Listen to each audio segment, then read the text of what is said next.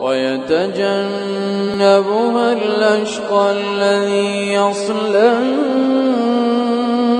النار الكبرى ثم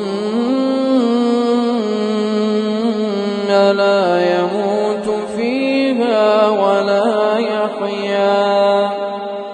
قد أفلح من تزكى